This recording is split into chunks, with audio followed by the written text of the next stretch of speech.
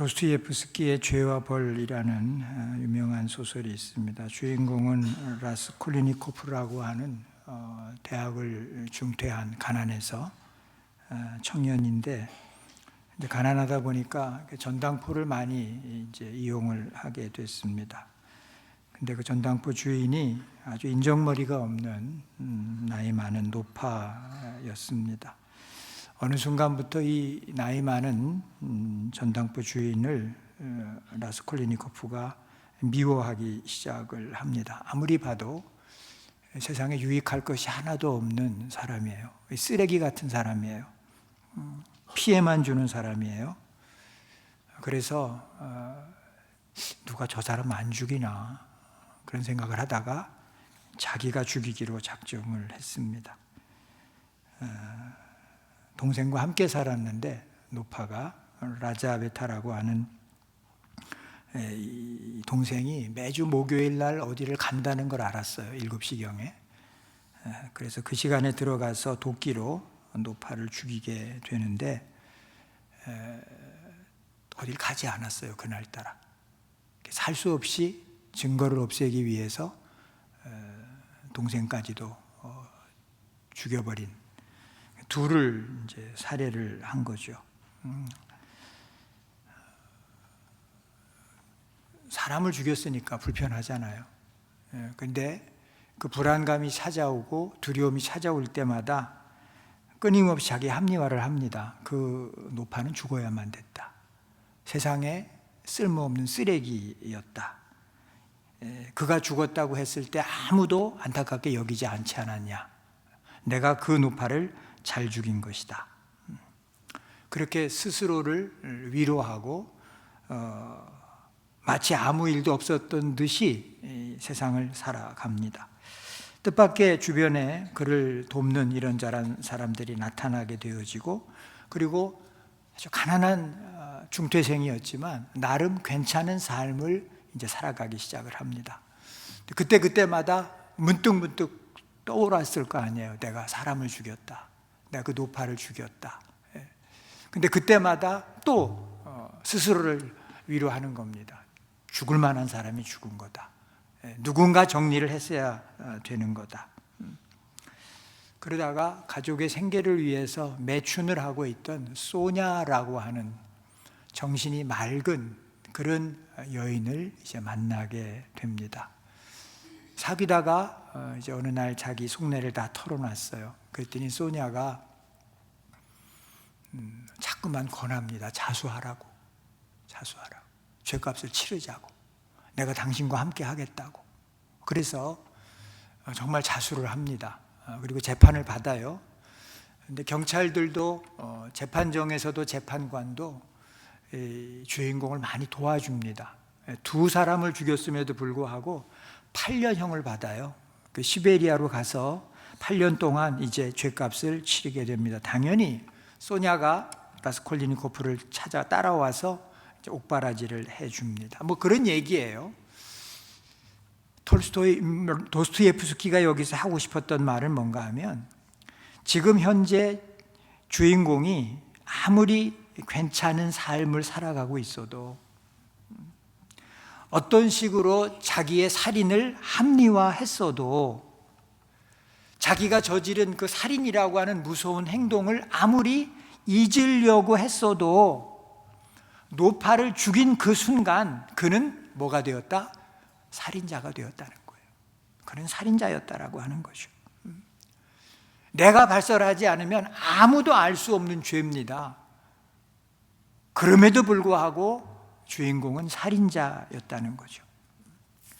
성경의 저 유명한 로마서 3장 23절은 이렇게 선포를 합니다. 모든 사람이 죄를 범하였음에 하나님의 영광에 이르지 못하더니. 태초에 하나님께서 인간을 하나님의 형상대로 창조하셨습니다. 아름다운 모습이에요. 복된 모습이고요. 그런데 그렇게 창조되었음에도 불구하고 하나님을 떠났고 하나님처럼 되고자 했던 그 죄로 말미암아 죽음과 절망을 향해 달려가고 있는 죄인이 되었다라고 성경은 선언을 하고 있습니다. 세상의 많은 철학들과 세상의 많은 종교가 이 문제를 해결하려고 했습니다. 이 문제를 해결해야 된다는 것까지 알았습니다. 그런데 답을 내놓지 못한 겁니다. 답을. 천지의 창조주 우리 하나님께서 그런데 답을 내놓으셨습니다. 아주 간단합니다. 애들 말로 하면 이런 겁니다. 닥치고 내 아들 예수 그리스도를 믿어라, 그겁니다. 여러 소리 하지 마라. 여러 소리 하지 마라. 예수를 그리스도로 믿어라. 그러면 이 간단한 이 해결책의 깊은 의미가 도대체 무엇일까? 오늘 본문 14절입니다. 모세가 광야에서 뱀을 든 것 같이 인자도 들려야 하리니. 15절입니다. 이는 그를 믿는 자마다 영생을 얻게 하려 하심이다 그랬습니다. 인자가 들려야 된다. Son of Man입니다. 영어 성경에 보면. 그런데 이 Son of Man이 다니엘서에서는 그냥 단순한 Son of Man이 아니라 메시아다라고 하는 거예요. 그리스도다라고 하는 거예요. 구원자이시다라고 하는 거예요. 그러니까 Son of Man이라고 하는 인성을 강조하는 것이 아니라 오히려 하나님이시다를 강조하는 말입니다. 다시 말하면 이 땅에 오신 하나님이에요. 이 땅에 오신 하나님. 이 땅에 오신 하나님이 들려야 하리라. 저 십자가 위에 들려야 하리라. 그래야 구원의 길이 우리 가운데 펼쳐진다라는 말씀을 지금 하신 말씀인 거예요. 14절은 사실은 민수기 21장에 나오는 내용입니다. 이스라엘 백성들이 가나안을 향할 때에 애굽에서 나와서 광야를 지나 가나안 땅으로 올라가는 길은 크게 두 길이었습니다. 하나는 해안길이었고요. 지중해 변에 해안길을 향해서 올라갈 수 있었고, 하나는 에돔이라고 하는 그 지역을 통과해서 올라가는 왕의 대로가 있었습니다. 모세가 에돔 왕에게 사신을 보냈습니다. 우리가 당신들이 지금 가지고 있는 당신들의 지경을 지나가야 되겠다. 그 왕의 대로를 지나가야 되겠다. 우리가 지나가는데 당신들의 밭에 아무도 안 들어갈 거예요. 당신들의 포도원에 아무도 손을 대지 않을 겁니다.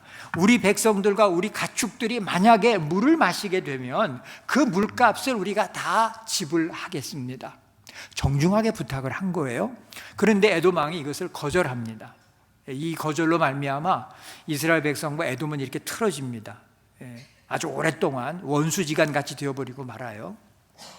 문제는 어디서 터졌는가 하면 왕의 대로로 지름길로 갈 수 있는 길로 가지 못하니까 어쩔 수 없이 에돔을 여기다가 두고 빙 돌아가야 됩니다. 근데 돌아가는 길이 광야길인 거예요. 광야길. 사람들이 다니지 않는 길. 어떻게 보면 길 없는 길을 가야만 됐던 거예요. 그러니까 이걸 돌아가야 된다는 소식이 백성들한테 전해졌을 때 백성들의 마음이 그만 상해버렸습니다.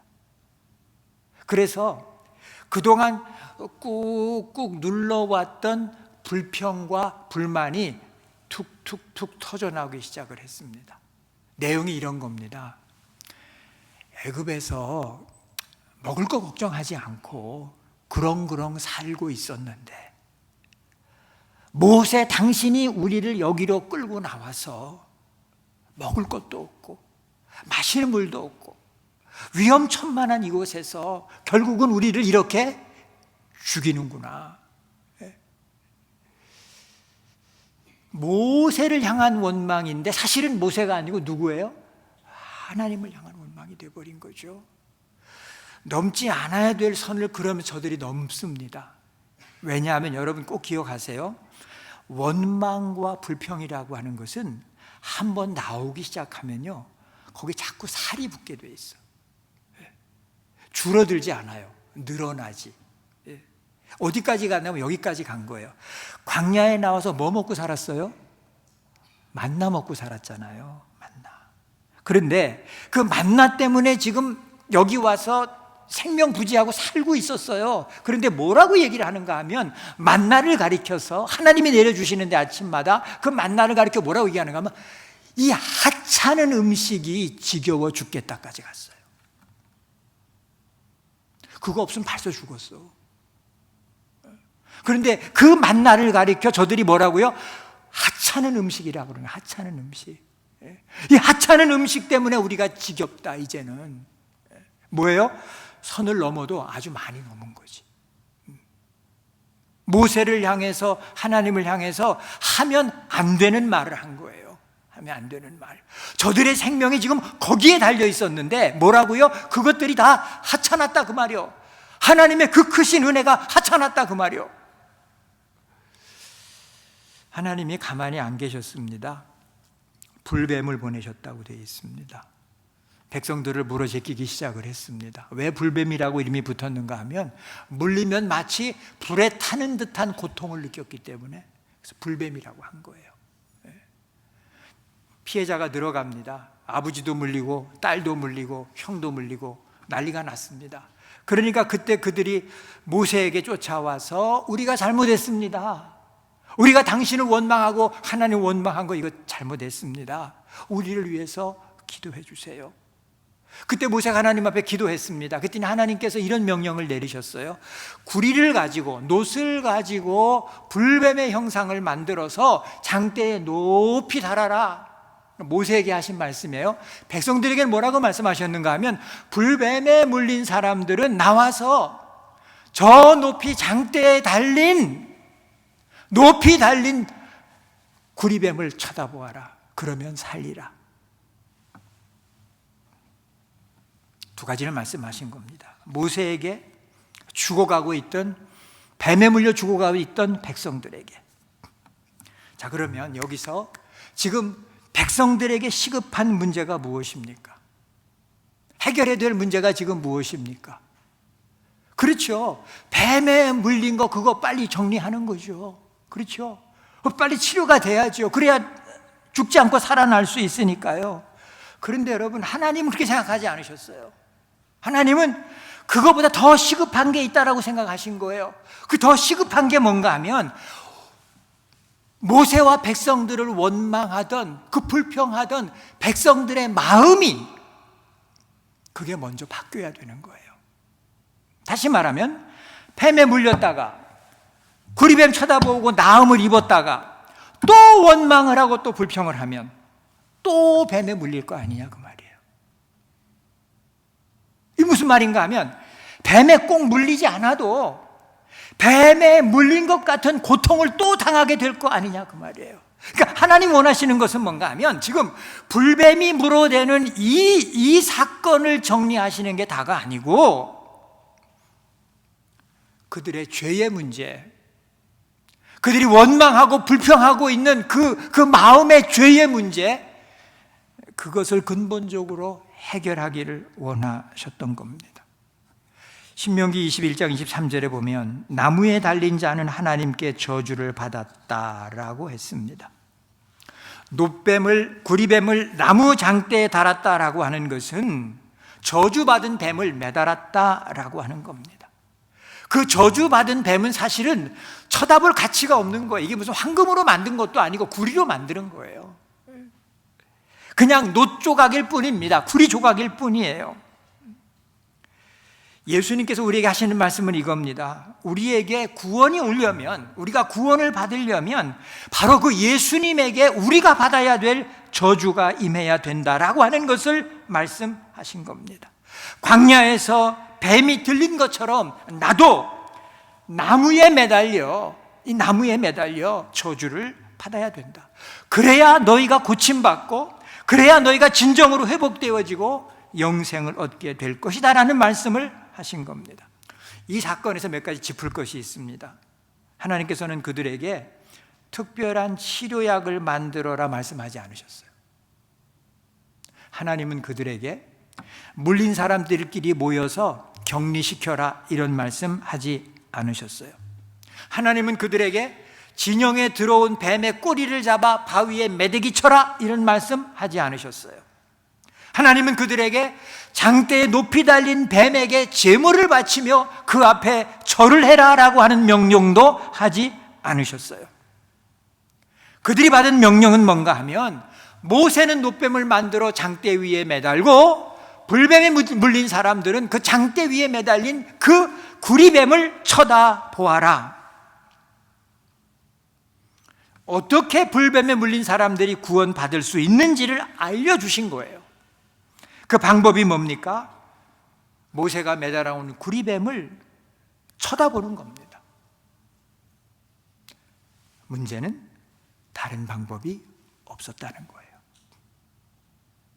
한 가지 방법밖에 없었다는 거예요. 그래서 쉽기도 했지만, 그래서 어려웠던 겁니다. 나 지금 타들어가는 듯 고통을 당하고 있는데, 나가서 나무에 달린 구리뱀 본다고 내가 나음을 입겠느냐고. 상식적으로, 경험적으로. 그런 사람들은 구리뱀 쳐다보지 못하고 죽어간 거예요. 너무 쉽죠. 그런데 너무 쉬워서 너무 어려운 사람들이 있었다라고 하는 겁니다. 세상에 구원받을 만한 방법이 많은 것처럼 말하기도 하고 그래 보이기도 합니다. WCC라고 하는 유명한 세계적인 우리 기독교 단체 비슷한 게 있어서 많이 지금 이상해졌지만, 그 단체에 가서 개방 예배를 하는데 가보면, 전 가본 적이 없지만 들은 얘기예요.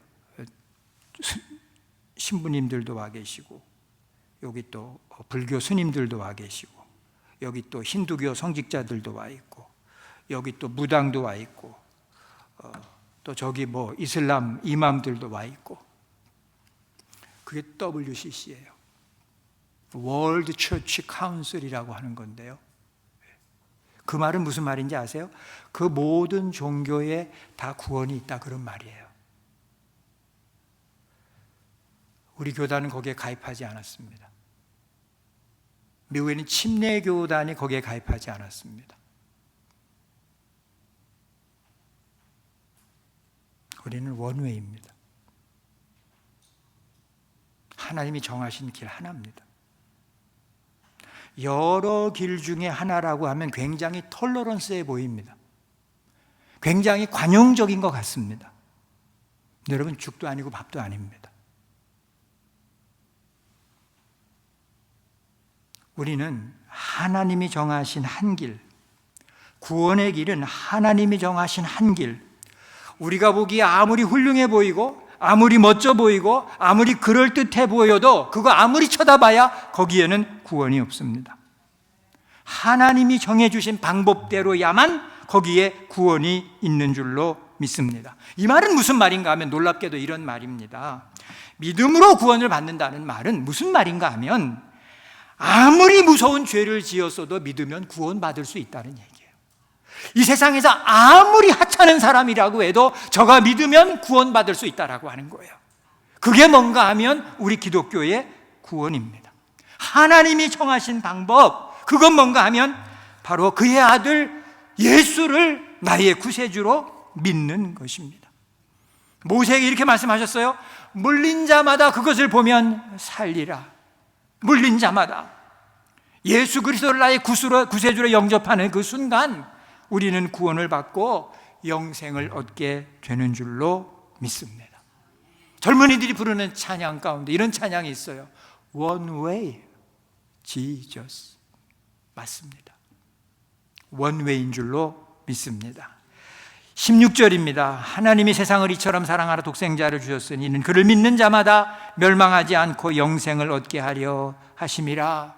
하나님이 세상을 이처럼, 세상은 누군가 하면 사람들입니다. 이처럼은 어느 정도를 말씀하시는 건가 하면 자신의 독생자를 내어 주시기까지가 이처럼입니다. 집사님 사랑해요. 믿어요, 안 믿어요? 안 믿어? 큰일 났네. 목사가 성도를 사랑한다는데 안 믿는다네. 25년 된 분이 이러면 그럼 남분들은 어떻게 되는 거야? 그럼 이렇게 합시다. 나 집사님 좋아해. 그거는 믿어?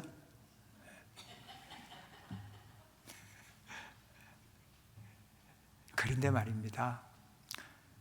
집사님이랑 저랑 안지 벌써 30년도 넘었는데,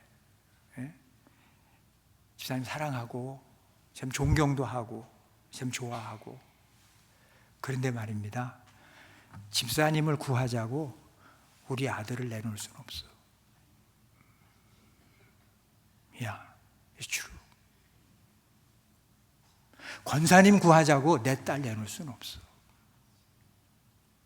제 비록 목사지만 사람이 할 수 있는 일은 아니에요.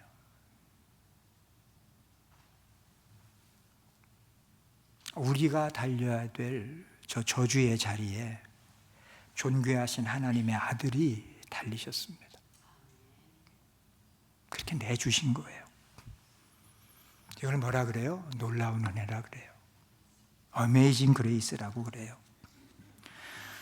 어떤 사람이 건강합니다. 제가 언젠가도 말씀드렸죠. 제가 아는 권사님, 장로님 부인이 건강합니다. 기침도 안 하고 아무 증상이 없습니다. 근데 지난 3월 달에 한국에 나갔다가 시어머니 아프셔서 나갔다가 나간 길에 종합검진한다 큰 병원에 가서 종합검진을 했는데 폐암 말기야. 이런 경우가 있더라고.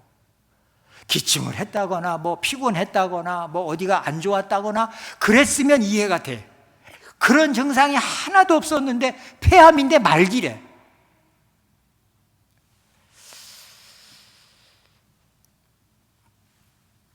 전혀 몰랐죠. 전혀. 뭐 상상도 못한 일이 생겨난 거죠. 죄송한데 6개월밖에 못 산대. 6개월밖에. 벌써 몇 달 지나갔어. 그런데 말입니다, 의사가 이렇게 얘기하는 거예요. 당신 고칠 수 있는 약이 있습니다. 고칠 수 있는 약이 있습니다. 그거 먹으면 살 수 있습니다. 그 약을 드세요. 처방해 드릴 테니까. 근데 이분이 뭔 소리냐, 기침한 적도 없고 피곤한 적도 없고 나 지금 밥 먹는데 아무 문제 없고 밤에 잠 잘 자고 내 몸은 내가 잘 아는데 당신 지금 나를 오진한 거야. 잘못 진단한 거야. 그리고 나는 약 원래 안 좋아해. 그런 약 먹어봤자 소용없어. 내가 알아. 약도 먹어 다 필요 없어. 병원을 나갔습니다. 그리고 정말 의사가 얘기한 시간 안에 죽어버렸습니다. 뭐가 문제입니까 지금? 약을 먹지 않아서 죽었습니다. 맞죠? 약 안 먹어서 죽었어요. 약 먹었으면 살 수 있었는데.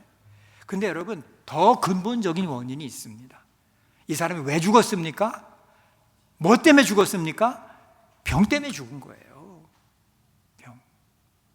약 이전에 병이 그에게 있었기 때문에 죽은 거예요. 그런데 문제는 뭔가 하면 그 병을 고칠 수 있는 약이 있다는데 자기 건강을 과신하고 그 약을 먹으면 나을 수 있다는 의사의 말을 믿지 못해서 죽은 겁니다. 또 다른 경우가 있습니다. 이분도 비교적 건강하게 살고 있었습니다. 별 문제 없습니다. 근데 병원에 갔더니 이렇게 얘기하는 거예요. 선생님, 이번에 어느 제약회사에서 아주 놀라운 약이 나왔습니다. 이걸 드시기만 하면 노화도 늦추어지고 150살은 그냥 넘어간답니다. 이 약을 한번 드시죠. 그랬더니 이 농담 같기도 하고 말도 안 되는 이야기를 하니까 의사 선생님한테 이러는 거예요. 당신 나한테 약 파냐고. 세상에 그런 약이 어디 있냐고. 나 지금 처음 듣는다고. 그랬더니 의사가 뭐라고 얘기하는가 하면 이 약을 내가 이렇게 소개했는데 이거 안 드시면 제약회사에서 나와서 당신을 죽인답니다. 꼭 드셔야 됩니다. 쓸데없는 소리 한다고.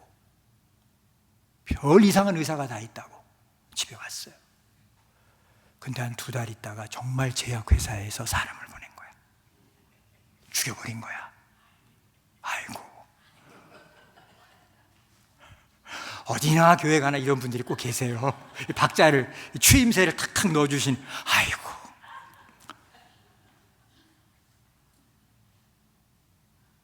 예수 천당, 불신 지옥. 그러죠? 네. 자칫 오해를 하면 이렇게 오해할 수 있습니다. 복음을. 내가 믿으면 구원을 받는데 내가 안 믿으면 하나님이 나를 어디로 보낸다? 지옥으로 보낸다는 거예요. 오늘 본문은 복음을 그렇게 해석하지 않습니다. 그렇게 설명하지 않아요. 17절입니다. 하나님이 그 아들을 세상에 보내신 것은 세상을 심판하려 하심이 아니요, 그로 말미암아 세상이 구원을 받게 하려 하십니다. 심판을 받게 하려고 하시러 온 게 아니고 구원을 하러 오셨다라고 하는 거예요. 18절입니다. 이런 말씀이 있습니다. 그를 믿는 자는 심판을 받지 아니하는 것이요, 믿지 아니하는 자는 하나님의 독생자의 이름을 믿지 아니하므로, 잘 보세요, 벌써 심판을 받은 것이니라. 무슨 말입니까? 믿지 않음으로 심판을 받는 것이 아니라 이미 심판의 자리에 들어가 있었다는 얘기예요. 이미 정죄의 상태에 있었다라고 하는 겁니다. 그런데 오늘날 많은 사람들이 이거를 생각하지 않아요. 이 상태를 인정하려고 하지 않아요. 여전히 나는 괜찮은 사람이야. 여전히 나는 아무 문제가 없는 사람이야. 인격적으로 도덕적으로 훌륭한 사람이야. 사람들이 나 존경하고 있고 성공적인 인생을 살았다고 칭찬해주는 그런 사람이야. 여러분, 그런데 말입니다, 그런 사람이라 할지라도 불행합니다. 왜 불행합니까? 지금 절망을 향해 가고 있습니다. 절망을 향해 가고 있다고요. 그 불행의 최적적 증거가 뭡니까? 죽음이라는 거예요. 죽음. 7월 달에는 제가 지금 장담하건대 장례식 안 치를 것 같아. 왜냐하면 지금 별로 저거 하신 분들이 안 계셔. 이상학 집사 제가 지난주에 갔다 왔는데 아직 괜찮으셔. 식사 잘 하셔. 1월, 2월, 3월, 4월, 5월, 6월 매달 장례를 치렀어. 매달.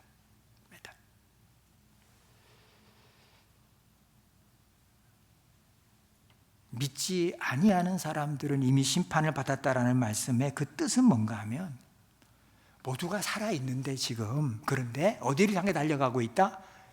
멸망을 향해 달려가고 있다. 사람들이 기차역에 모였습니다. 잔뜩 모였어요. 거기 예수님이 오셨어. 예수님이 오셔가지고 사람들을 모아놓고, 당신은 이쪽에 열차를 타시고, 당신은 이쪽 열차를 타시고, 이쪽 열차는 지옥행 열차고, 죄송해요, 이쪽 열차는 지옥행 열차고, 이쪽 열차는 천국행 열차고, 주님이 그거 하러 오신 게 아니라는 말씀을 지금 하시는 거예요. 그럼 뭐냐 그 말이에요. 그럼 뭐냐 하면, 이미 다 모든 사람이 지금 어디에 타고 있는가 하면 지옥행 열차에 타고 있는 거야. 멸망을 향해 가는 열차를 지금 타고 있는 거야. 근데 주님이 거기에 올라오셔서 그 안에서 지금 멸망을 향해 달려가고 있는지도 모르고 여행한다는 기분에 벙 떠가지고 계란 까먹고 김밥 잘라 먹고 옆에 있는 사람들하고 희희낭낭 놀고 있고 그러는 사람들을 향해서 지금 말씀하시는 거예요. 이 열차가 얼마 지나지 않으면 낭떠러지기로 떨어집니다. 여러분, 일체 열차에서, 이 멸망의 열차에서 빨리 내리셔서 구원 열차로 바꿔 타셔야 됩니다. 그 말씀하러 오신 거예요. 그 말씀을 지금 해주고 계신 거예요. 심판하러, 이리 나누고 저리 나누고, 그 나중에 하실 일이에요. 다시 오실 때 이리 나누고 저리 나누는 게 아니에요. 이미 멸망의 길차를 타고 있는 사람들에게 바꿔 타야 된다고. 라스콜리니코프가 살인한 것을 잊으려고 해도, 괜찮다고 해도, 그 노파는 쓰레기였다고 해도, 아무리 그렇게 합리화를 해도 그 노파를 죽인 순간 그는 시베리아로 가야 돼. 소냐의 권면을 아무리 들었어도 그것 때문에 가는 게 아니에요. 노파를 죽인 것 때문에 가는 거야. 지금 자수했다고 가는 게 아니야. 노파를 죽였기 때문에 그는 시베리아로 가서 형벌을 받아야 되는 거야. 사진을 보여주시면, 지구가 말입니다, 태양 주위를 돕니다. 지구가 스스로 도는 것을 자전이라 그래. 그 다음에 태양이 있으면 태양 주위를 도는 것을 공전이라 그래요.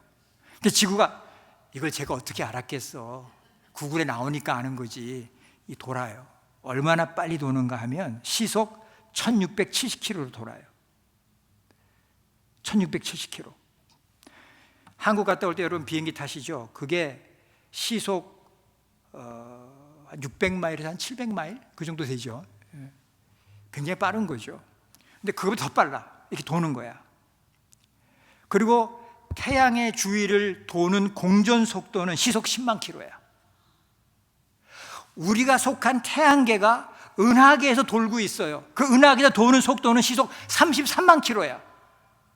그런데 말입니다, 여기 가운데 누구도 우리가 그렇게 빨리 달리고 있다는 것을 아무도 못 느껴. 혹시 느끼시는 분 계세요? 네. 훌륭하신 분이지. 느끼시면. 아무도 못 느껴. 아무도 못 느끼지만 돌아. 아무도 못 느끼지만. 내가 느끼지 못한다고 안 도는 거 아니야. 내가 못 느껴도 돌아. 내가 못 느껴도 달리고 있고. 19절에서 21절입니다. 그 정죄는 이것이니, 그 다음 사진 보셨나? 이거 보고 가셔야 돼. 이거 내가 오늘 찾느라고 얼마나 고생을 했는데. 이거 태양계가 도는 거예요. 이렇게 돈대요. 이런 식으로. 아유. 천문학자가 왔으면 조금 더 쉬웠을 텐데. 넘어갑니다. 19절에서 21절. 곧 정죄는 이것이니 빛이 세상에 왔을 때 사람들이 자기 행위가 악함으로 빛보다 어둠을 더 사랑한 것이다. 빛을 거부한 겁니다. 이유가 뭔가 하면 어둠을 더 사랑한 거예요. 빛이 필요 없다는 거예요. 나는 빛이 필요 없다. 나는 괜찮다. 예수님 뭐라고 진단하시는가 하면 빛보다 어둠을 더 사랑했기 때문이다. 우리 이게 뭔 말인지 알아요. 근데 여러분, 안 믿는 사람들한테 이런 얘기하면 굉장히 기분 나빠요. 당신 지금 어둠 가운데 있다 그러면요, 굉장히 기분 나빠요. 솔직히 얘기하면 당신 이렇게 하면 지옥 간다 그러면요, 더 기분 나빠요. 여기 앞에서 전도하다가 얘기했잖아요. 자기 청년 때 뭣도 하고. 엊그제도 어디 가서 아침을 먹는데 한국말로 막 얘기하는데 어떤 분이 한국 분이세요 그러더라고. 깜짝 놀랐어. 어디서 왔냐니까 마산에서 왔대. 뭐 행사가 있어서. 근데 한국말이 반가워서 뭘 물어보느라고 저희한테 물어보는 거예요. 그래서 내가 언제 가시냐고 그랬더니 화요일 날 간대. 여기 미야코, 호텔 미야코에서 있대. 그러길래 내가 주일날 어디 바쁘지 않으시면 교회 오시라고. 자기 교회 안 다닌대. 그러면서 안 다닌 데까지만 했으면 내가 아무 소리 안 했어. 근데 뭐라고 얘기하는가 하면 자기 주일학교 반사였대. 얼마나 속상해요. 에? 주일학교 반사가 교회 안 다닌다. 내가 목사라고 얘기했거든. 근데 그걸 자신만만하게 나 교회 안 다닌다.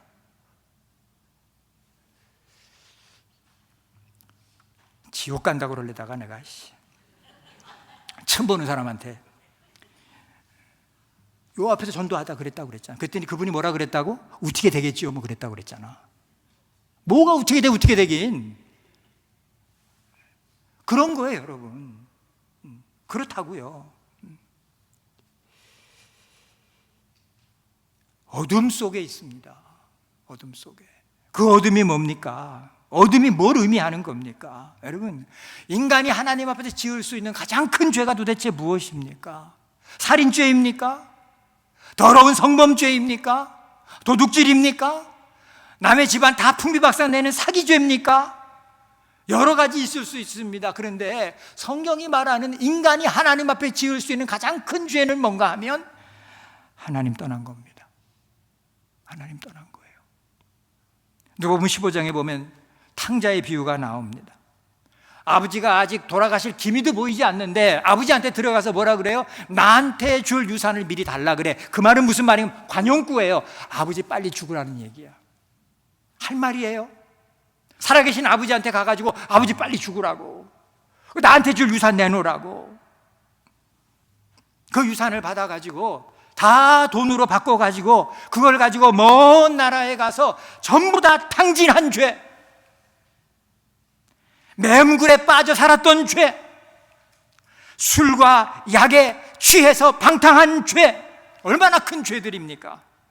그런데 여러분, 그것들보다 더 큰 죄가 있는데 그게 뭔가 하면 아버지를 떠난 죄예요. 아버지를 떠난 죄. 반대로 생각해도 마찬가지입니다. 아버지가 준 것을 가지고 먼 나라에 가서 무역업을 해서 돈을 어마어마하게 모았어요, 이 사람이. 그리고 좋은 일도, 세상에서 좋은 일, 칭찬받은 일 많이 했어요. 성공한 사업가가 되었어요. 여러분 아세요? 그런데 그게 불효입니다. 아버지와의 관계에서는 그렇게 돈을 많이 벌고 훌륭한 사업가가 되는 것보다 어쩌면 망한 게 더 나아요. 왜? 망했기 때문에 아버지께로 돌아올 수 있었거든. 망했기 때문에. 아버지한테는 망해서 돌아온 게 뭐예요? 효도예요. 세상에 수많은 사람들이, 심지어 예수 믿는다고 하는 사람들조차도 아버지의 집을 떠나서 마음대로 살다가 크게 성공했으면 괜찮다라고 생각하는 사람들이 있습니다. 심지어 그렇게 성공한 게 하나님의 축복이라고 생각하는 사람들도 있습니다. 완전히 잘못된 생각이에요. 신앙과는 상관없는 생각이에요. 혹시 망하더라도 아버지 집으로 돌아오는 것이 진짜 성공입니다. 잊지 않아야 됩니다. 지금 인생이 어디로 가고 있는지도 모르고 멸망행 열차를 타고 그 안에 노는 게 너무 재밌고 노래하고 밥 먹고 떠들고 게임하고 거기에 온통 관심이 쏠린 사람들, 퍼스트 클래스냐 비즈니스 클래스냐 이코노미 클래스냐 이걸 가지고 싸우고 있는 사람들, 이렇게 표현하신 겁니다. 어둠이라고. 이 어둠은 세상에서 나쁜 짓을 하는 것만 이야기하는 게 아닙니다. 오히려 세상에서 보기 좋은 것이 얼마든지 어둠일 수도 있습니다. 한때 우리 주변에 세상에서 가장 부자라 일컬어지던 사람이 있었습니다. 그는 자기 재산의 99%를 사회에 내놓았습니다. 아프리카의 말라리아 퇴치를 위해 자그마치 270억 달러를 기부했습니다. 당연히 많은 사람들이 그를 존경했고 많은 사람들이 그를 칭송했습니다. 얼마 전에 그의 부끄러운 모습이 드러났습니다. 성병에 걸렸습니다. 그 일을 계기로 그가 앱스타인과 얼마나 친한 사람이었는지가 백일화에 드러났습니다. 그런데 그는 지금도 이렇게 이야기하고 다닙니다. 나는 앱스타인이 그렇게 나쁜 사람인 줄 몰랐다. 그와 관계한 모든 사람들은 다 알고 있는데 그만 몰랐답니다.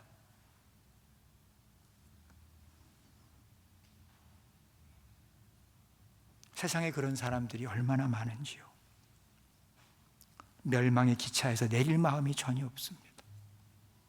주인을 바꿀 마음도 전혀 없습니다. 절망과 죽음을 향해 가는 열차 안에서 웃고 떠들며 정신없이 살아가는 사람들에게 주님이 말씀하십니다. 나는 세상을 심판하러 온 것이 아니라 세상을 구원하려 왔다. 누구든지 이제 나를 믿는 사람은 심판을 받지 않을 것이다. 오늘 저와 여러분에게 말씀하십니다. 살 길이 있다. 살 수 있다.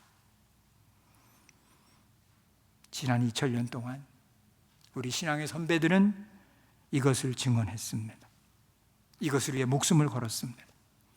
이것을 위해 가정을 떠나기도 하고 고향을 떠나기도 하고 이것을 위해 친척을 떠나기도 하고 친구를 떠나기도 하고 구원의 길이 있습니다. 예수 믿으면 살 수 있습니다. 우리에게도 복음이 전해졌고 우리가 이 복음을 붙잡으로 말미암아 영생을 알게 되었습니다. 우리에게 말씀하십니다. 이제는 너희가 가서 전해라. 구원의 길이 있다고, 영생의 길이 있다고. 하나님 앞에 그렇게 쓰임받는 우리 모두 되시기를 주님의 이름으로 축복합니다. 기도합시다. 하나님 감사합니다. 어쩌면 세상에서 가장 쓸모없는 저희들을 위해서 온 우주에서 가장 귀한 분이 십자가에 달리셨습니다. 우리를 구원하시기 위해서. 잊어버리지 않게 하여 주옵소서. 그 큰 사랑, 그 놀라운 은혜 날마다 날마다 우리 안에 있게 하여 주옵소서. 예수님의 이름으로 기도합니다.